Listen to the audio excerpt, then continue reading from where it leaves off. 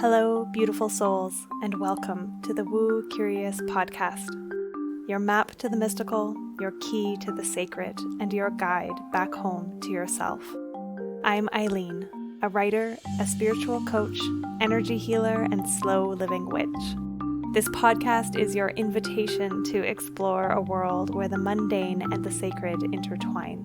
It's a haven for those ready to take the first steps into the realms of magic and mystery, providing a safe space for you to embark on your own enchanted journey towards healing and self-discovery.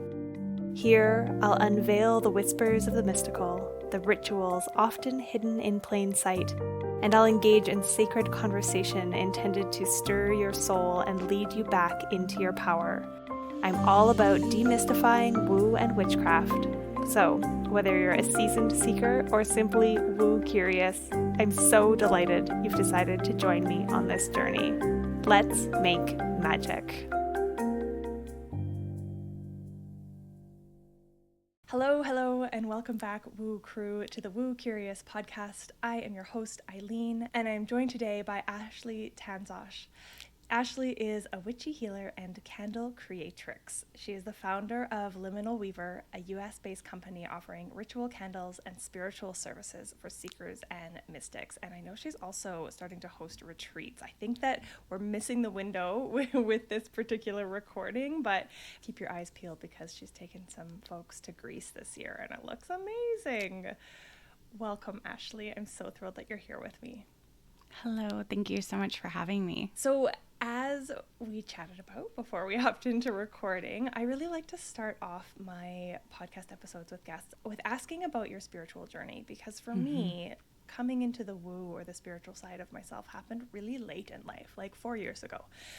And really opened up this whole world that I hadn't been privy to prior. So what is your journey into the woo look like, and how did it lead you into what you're doing today? Yeah, it's such a great question. It's been almost like a phased journey, if you will. So I grew up as like a mystic Catholic, if that's a thing. My mom's side of the family is Puerto Rican, so like there's a blending of spiritualities. So while there was like Catholicism, there was always tarot and mediums and those sorts of things. But I really kind of moved away from everything through college in my 20s. And it was really my 30s that I got back into spirituality. And the entrance for me was really actually yoga and like mystical yoga. And from there, after some like big life events, I really turned inward and got really curious and looked into my lineage. I'm also very Mediterranean on my dad's side, and kind of stumbled on Hecate, or she found me. It kind of depends how you define it. And that was kind of like the beginning of really diving in. I would say, I think about 5 years ago. So fairly recent too.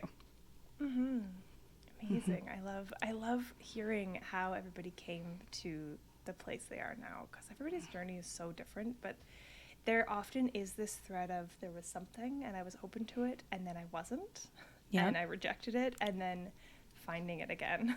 Yes. And it's really interesting how it calls us back, or how maybe it's just something that we need to go through, is that like loss of belief in order to be able to choose it as an adult.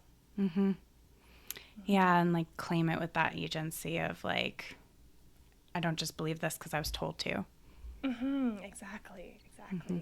Okay, so you're also a licensed therapist, but you have this beautiful candle company and offers like the spiritual offerings as well. So, I'm so curious. I don't know which question to ask first, but what inspired you to start creating candles to mirror the wheel of the year? I guess that's one of the places we have a lot in common, is that wheel of the year celebration piece. It's also a windy turning journey. I'll try to keep it concise. So the candles kind of merged with two things were happening.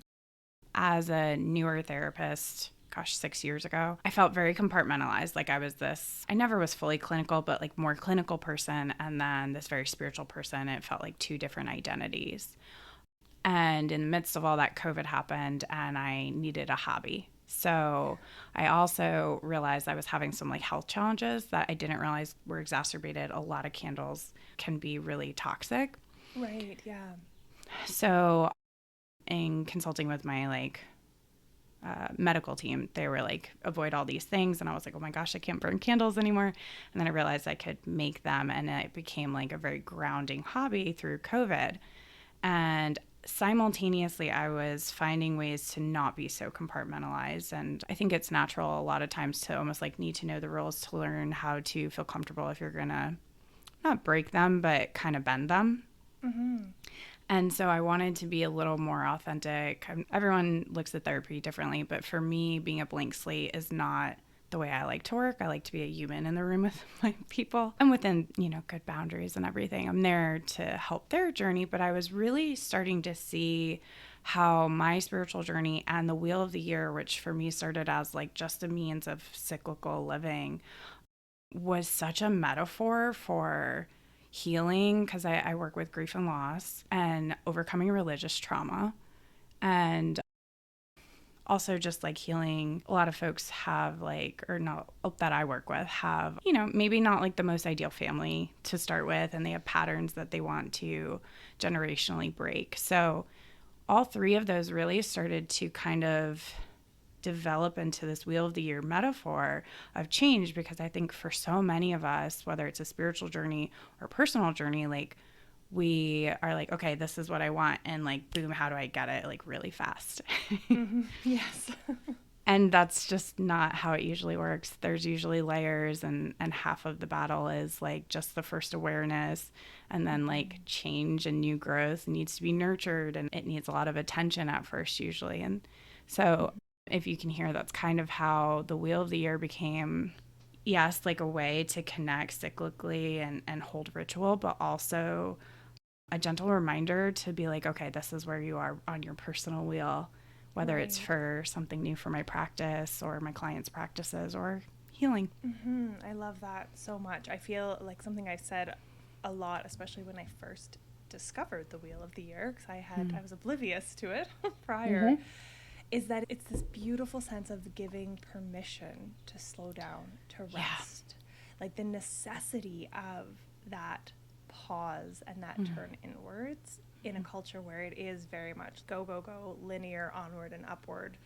Yes. It's this lovely sense of like, oh, it doesn't make me weak or inadequate or a bad human to have a need to slow down and stop. Yeah, I find we like culturally perpetuate like an internal spring and summer, and really miss like the wisdom of a fall and winter kind of, or those kind of themes rather. And the same thing happens both with like my clients for Liminal Weaver and with therapy clients. Mm-hmm. Yeah, as you said that, like missing the wisdom of fall and winter, it strikes me that we also as a culture don't honor that stage of life too, if we're looking at it in, the cronehood years, and how we are missing out on so much wisdom and knowledge because we kind of disregard or disrespect that time, especially for women. Because as soon as we're no longer young and beautiful, what use are we? We have this perpetuation there too. 100%. Yes. Yeah. I love this. So what do you, with your clients through Liminal Weaver, is like, what do you do aside from make candles? I know that you make candles. I know that you hold like ceremony, often free ceremony around the Wheel of the Year. What else does it entail? Yeah, no, that's a great question. So it's still young, right? And so right now my main emphasis is like ritual, and whether it's through the candles or these free events, because I want that to be accessible. It's really like connecting with ritual with this like Wheel of the Year metaphor, but also like I've just found in my own practice being more fluid with ritual and like finding what works for you feels so important. And for a lot of folks, sometimes they get frozen. They're like, I want to do it right. So I really love to like be like, here's a way to do it, and then make it your own. And so I don't work right now individually with folks, in part because I'm moving. So I was like, let me make sure I can give whoever I'm working with my full attention. But it's kind of growing into the retreat work where I still utilize things like, so I do this like heroine journey work that I used to do with therapy, and I really made it way more witchy, so I kind of had to move it over. But what we do is look at the story thus far and rewrite it as needed, which means a little bit of like present right now focus, and also like cultivating for the future, like, and really giving permission, I find, especially for women, to imagine outside the box rather than like what we're told we should want, what that might look like, and then using story and mythology to almost like reverse engineer and kind of give you the blueprint instead of making it this like out there thing that it's like, oh, it's overwhelming. How do I even start? So that's what we do on our retreats while we explore Greece and go to different ancient sites and all of that. Lovely. I'm going to guess that you're a fan of Sharon Blackie. Yes. I was like, ooh, yes, using myth to rewrite the stories and the heroine's journey. I think her book comes up pretty much every other podcast. I have her Rooted Woman Oracle right beside me. The only reason I didn't order it is I don't know where I'm going to live, so I didn't want to miss it in the mail. Fair, totally fair. Yeah, I won an Amazon gift card. I try not to give Amazon any of my money, but I won a gift card, and I was like, I know exactly what I'm getting. This Oracle deck. She's compelling, and I love that you've taken, or whether it's yours or just a marriage of things that you've percolated from reading her work, and taking it into a retreat space. Because there's something so powerful about people coming together, and you said heroine's journey, so I suspect primarily women or female identifying folk on these retreats. When we come together and we sit in circle and we witness each other and we heal those sister wounds and like hold each other's vision, I'm getting chills right now. The transformation can be so powerful. And it's something that we're missing a lot in modern life, is the chance to sit together, whether it be in person or online. In person has that like next level of potency. Yeah. But just women coming together and sharing and connecting is a space of power that I think our culture has really not prioritized for a long time now.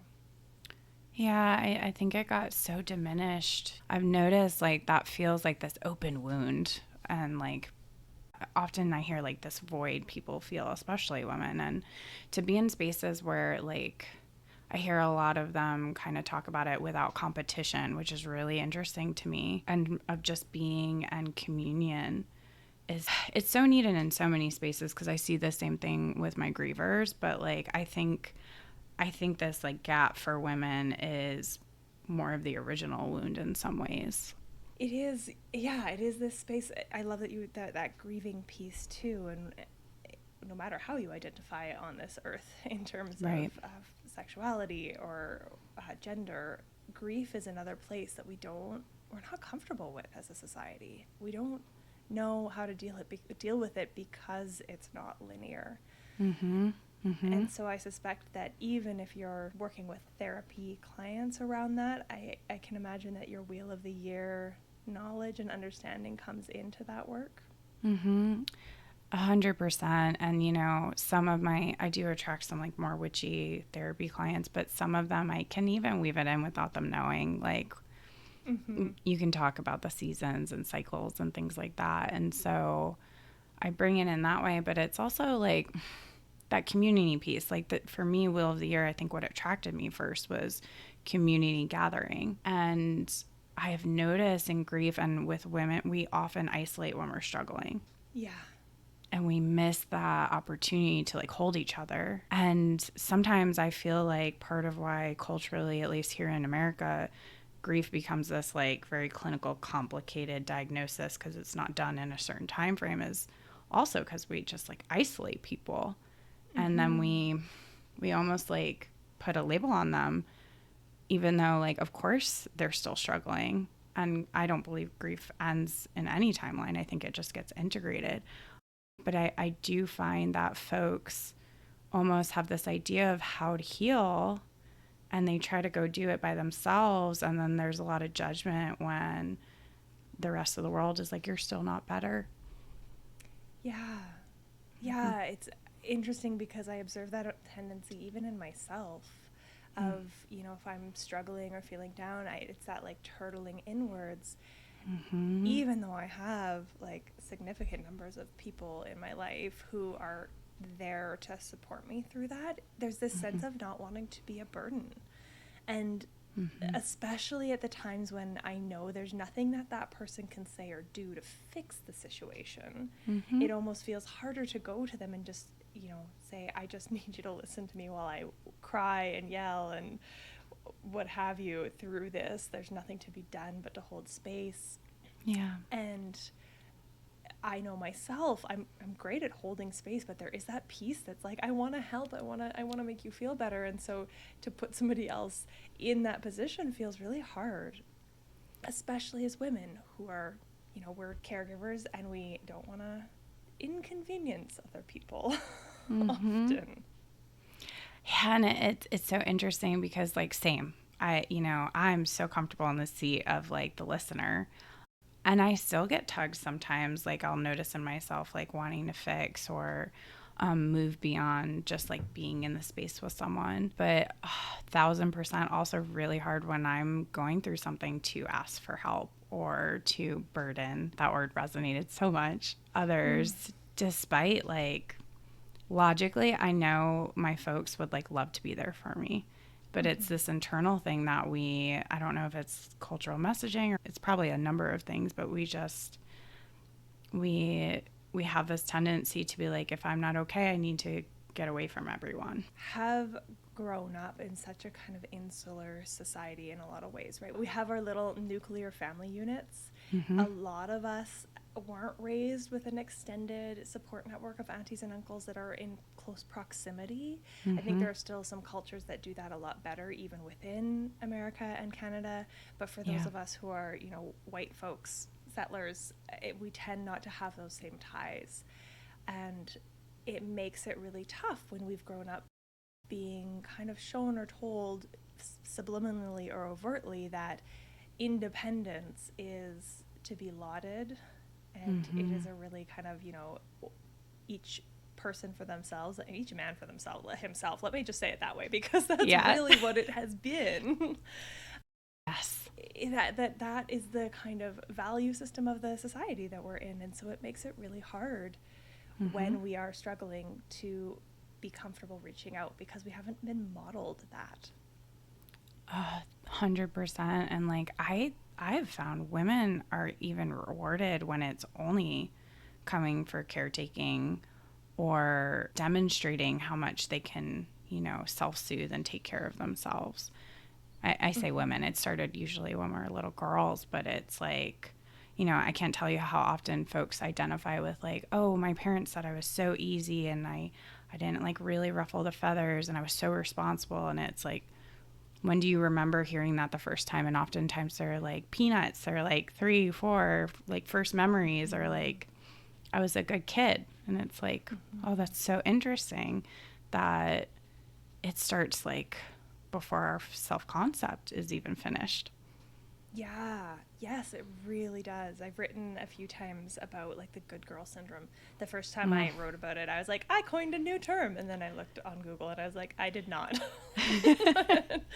But it is ability to self-soothe, to not be burdensome, to, you know, take care of others, put others' feelings ahead of our own, you know, their comfort ahead of our own, the mother martyr kind of trope that we have, or archetype that we have. And then even one step further, I just learned about this concept called pick-me girls. I don't know if you've ever heard of them. My book coach told me that I needed to go look it up because of what I was writing about my growing up. And it's like almost another step of the good girl, where it's, you know, the woman who isn't high maintenance, isn't like other girls, fits in with the guys, doesn't need, like, isn't emotional, all of these pieces in order to receive external validation. And I was like, oh gosh, I got some work to do. Oh, I'm like sitting with that for a second because I didn't have a name for that, but yeah, that's such a thing. It's like another layer of the reward and where we internalize the messaging. Yeah. Hey, Woo Crew. I just wanted to let you know about the summer healing special that I am running. For the months of July, August, and September, I am offering support in the form of remote healing packages. So this looks like bi-weekly remote energy healings and readings with voice note support in between. Really the perfect way to receive healing and guidance through those busy summer months when maybe you don't have time to add another appointment to your calendar. You choose the day of the week, I drop into your energy while you go about your day, and I send over the guidance that I receive from your guides and the healing work that I do, along with any tools or homework that may be useful to you on your journey by voice note.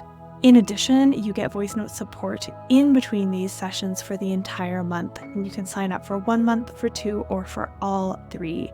If you are interested in jumping into this, I've left the link to hop on in below, but you can also come on over to Instagram at I am Eileen March or send me an email, Eileen@myluminous.life. I've left a link below as well for a 30-minute free coffee chat to discuss whether this offer is a fit for you. Where do we want to go from here? I feel like we already touched on, but I'd like to come back to a little bit, and maybe with some like detail, because again, some listeners are going to be really familiar with the Wheel of the Year and some are not. Yeah. And so I'd love to come back to this idea of the Wheel of the Year as a metaphor for interpersonal development, the healing journey, and maybe have you speak to what those parts of the year are. You mentioned like we're often in inner spring and summer, but yeah, going in a little bit deeper into that. Oh, I'd love to. Okay.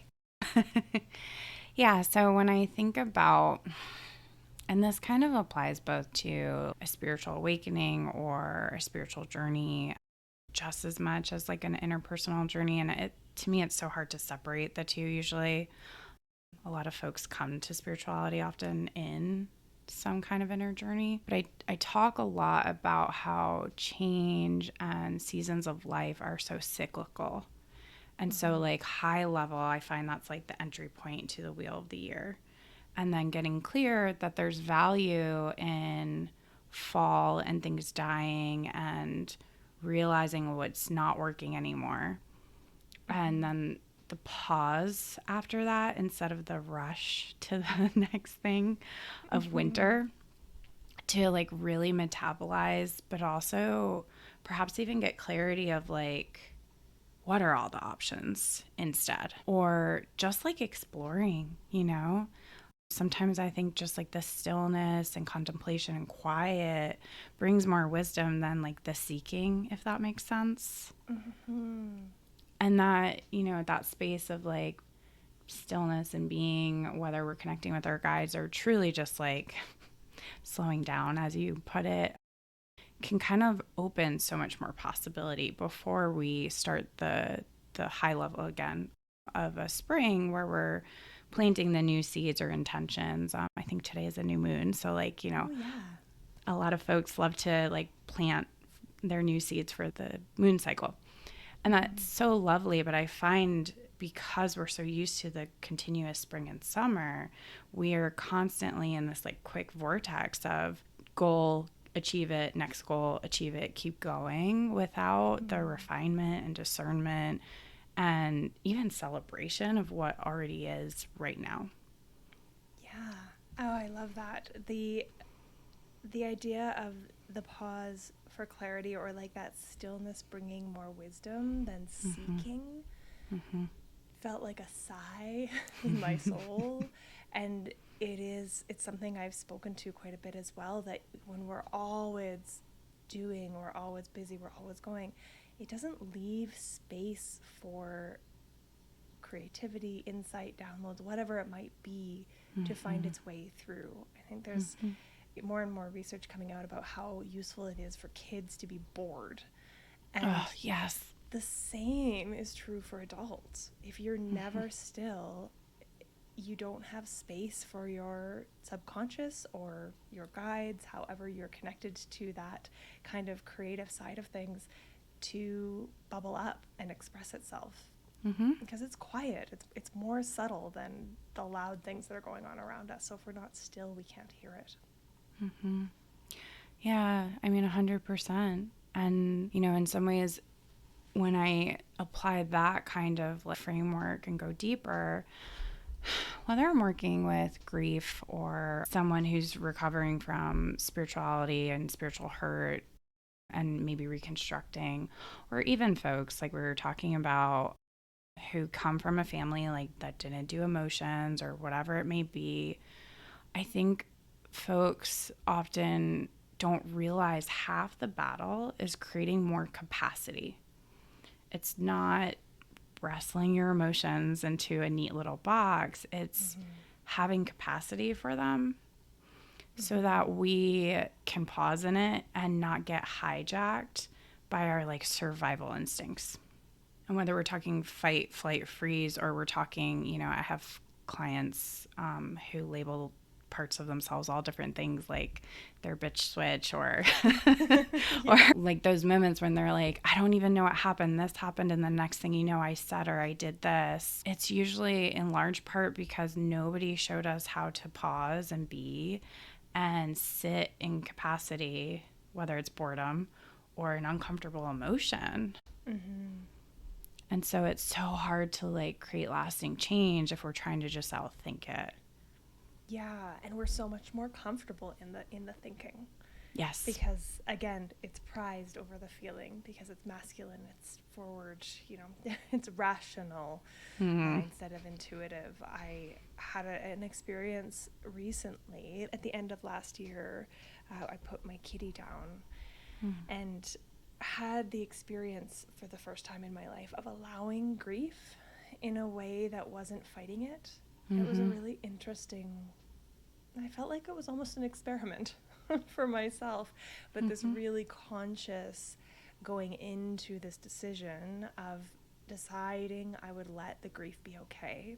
And what was interesting is how much gentler it was when I allowed space for it and I didn't fight it when it came up. Instead of feeling like I don't want to feel this way, every time it came I would just sit and be like, okay, I'm going to feel this and it is going to pass. And you know, that knowledge, it's almost, I bring back this metaphor often, it's almost like with those big, especially negative quote unquote emotions, it's almost like labor contractions. I was a midwife prior to being in the career that I'm in, and so there is this sense of like, yes, those waves of emotion are going to come, but if you tense up against them and rally against them, they're going to hurt a whole lot more. Whereas if you can let go and breathe and be with, they just pass a lot more easily. And like contractions, that physiologic emotional response in your body can't actually last for more than 90 seconds, which is so cool.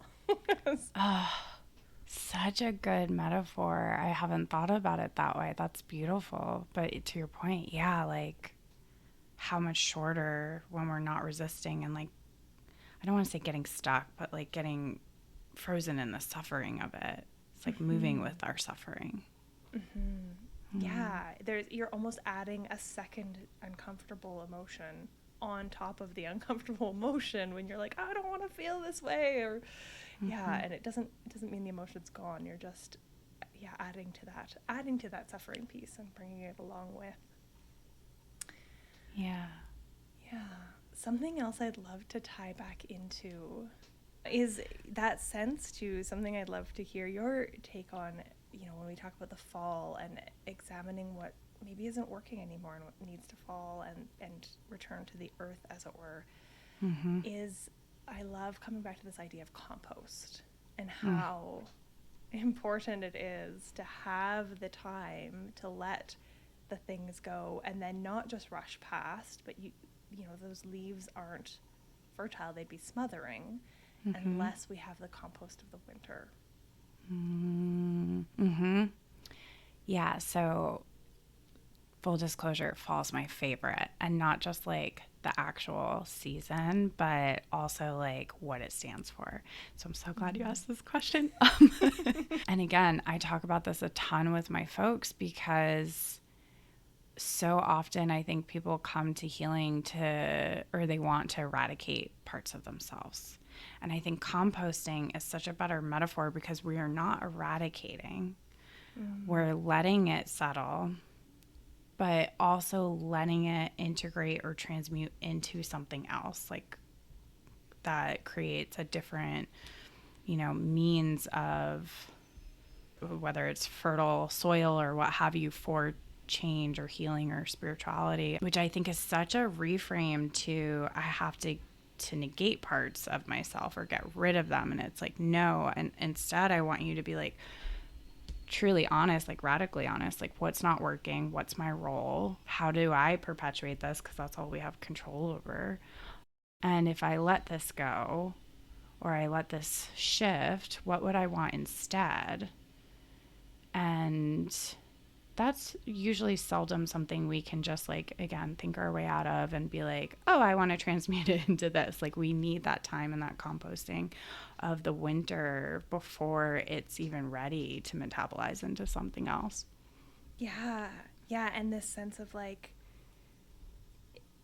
when we think about eradicating something, it's almost like it's a bad thing or it's wrong or it's, whereas it's a part of ourselves that at some point served a function. I love parts work for this because it allows us to kind of extend that compassion to those pieces of us that maybe aren't very useful anymore. Yeah. And by composting them instead of eradicating them, they continue to be useful or purposeful, just in a much more like a gentle way, a softer way. Like you've run your course.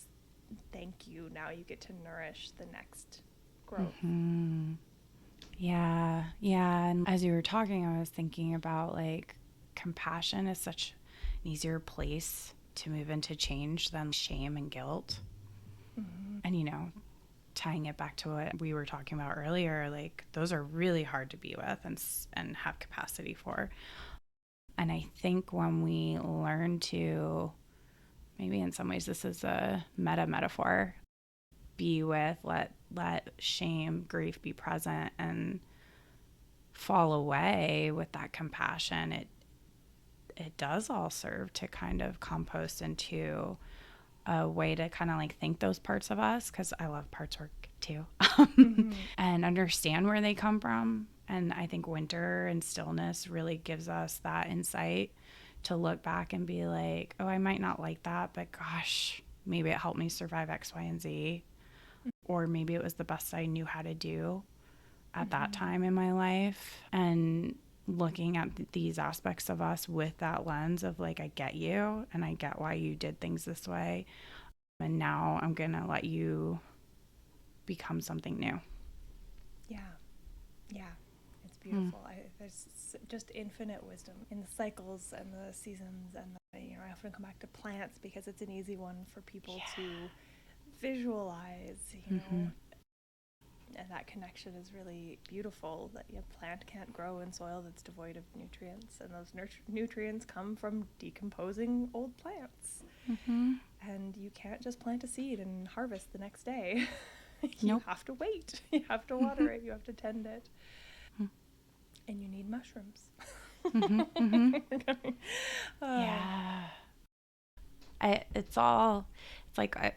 I'm very visual, and I'm just seeing all these like little mini cycles and ecosystems in my mind as we're talking, with like this big overarching wheel of the year kind of like hugging it. I love that. I'm also quite visual. I start to see things in my mind when I think about this cycle, and then like composting, and then I see the little mycelial networks connecting to the ground, and it's all so potent and also so tender. I think there's, again, I feel like this is coming back to that sense of, we're individuals, we're separate from nature, and we're just not. And that's, again, where the wisdom of the wheel comes in, is that reminder that we are nature. We are of the world. We are not separate from it. We are not rulers over it. We're just another animal. Happens to have some destructive tendencies, but then so do beavers. Like, so do, you know, maybe not to the same scale, but it gives, for me, a lot of comfort. Yeah. And for me, belonging always comes up too. Like, our hyper individualism leaves a lot of people really lonely. And I think the way you just described, like, the world and the earth beyond, like, us as humans, like, there's so much more belonging in that. That feels like a really lovely tie back into maybe this creation of community and this fostering of connection. And I know that both of us foster that for folks online and also in person.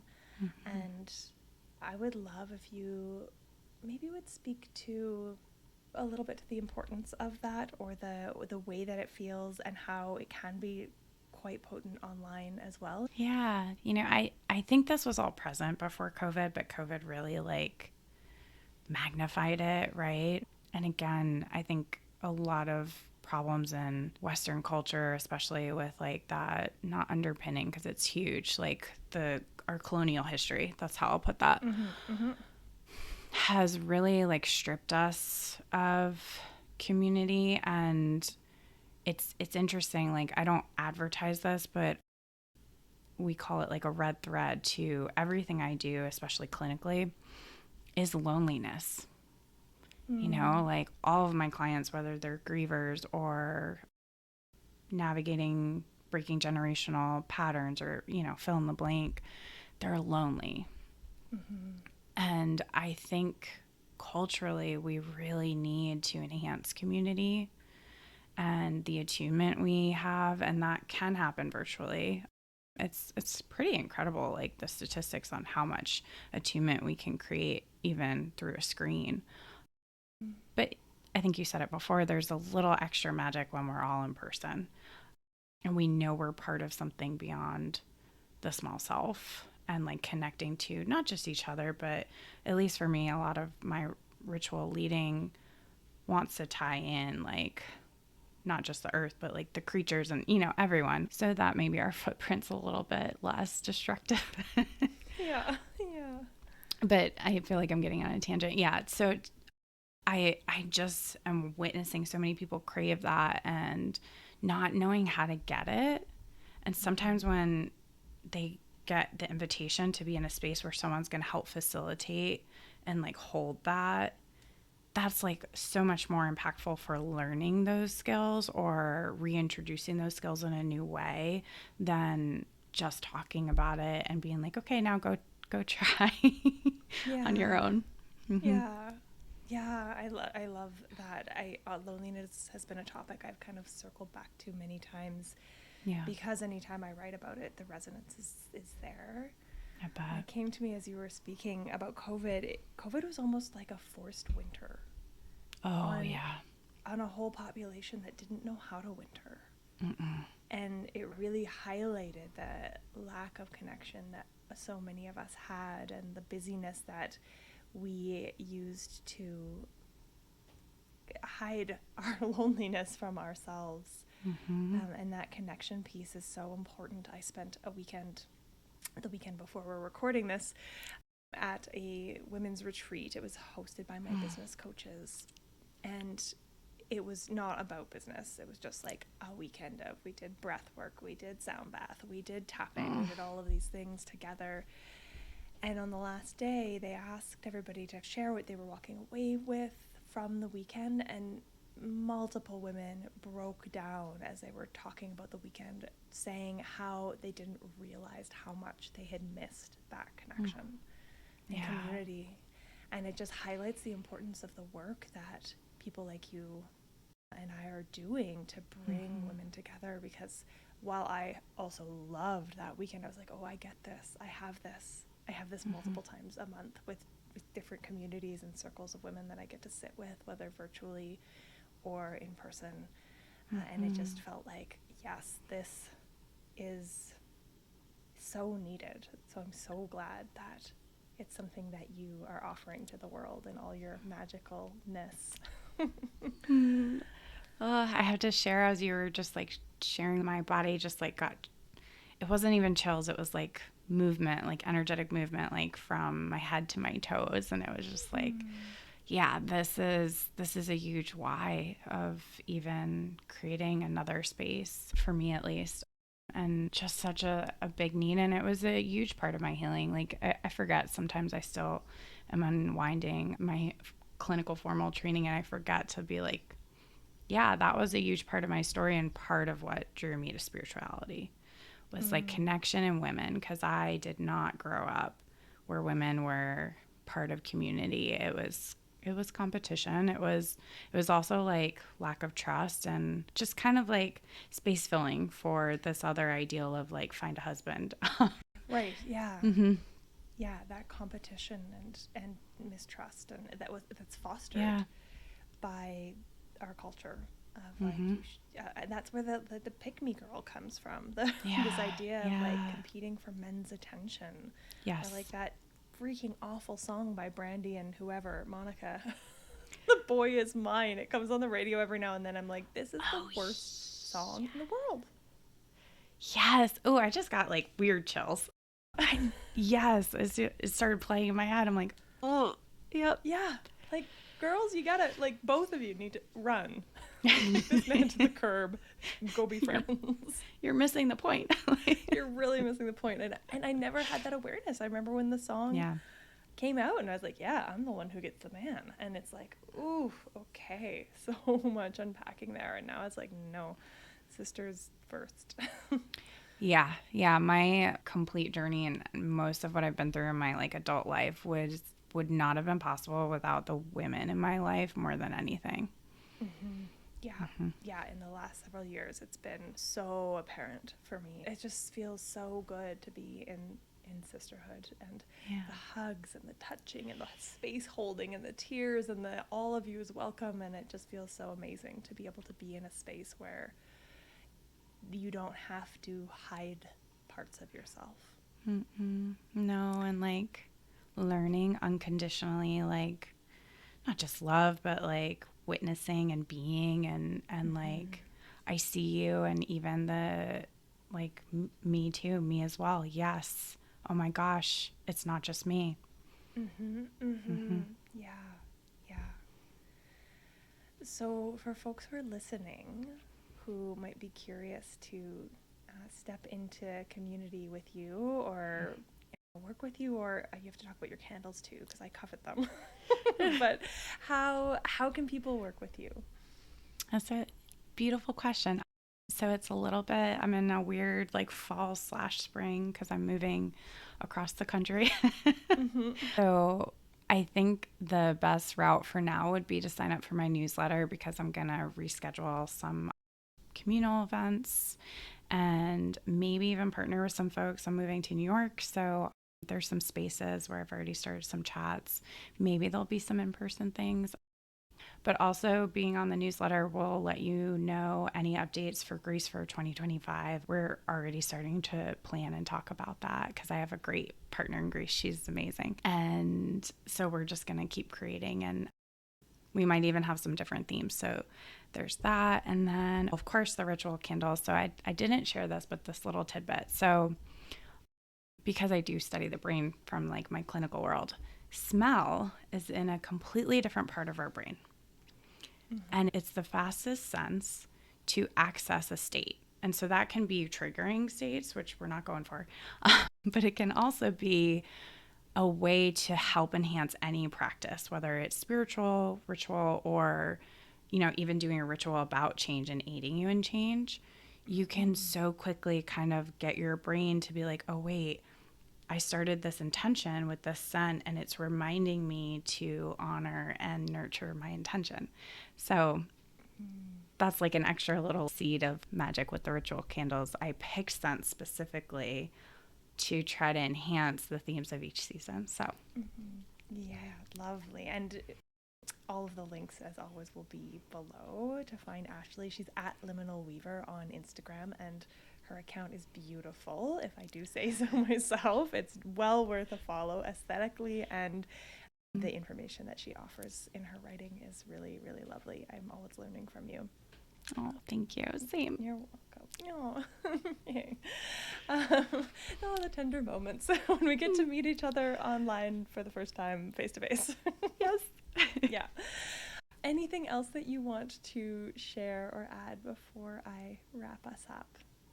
Just want to thank you for having me and chatting with me. I feel like there's so many things we could talk about, so it was really lovely. And the same is true. I loved your recent video of like, are you a kitchen witch? And I'm like, oh, I can't wait to see the rest of them.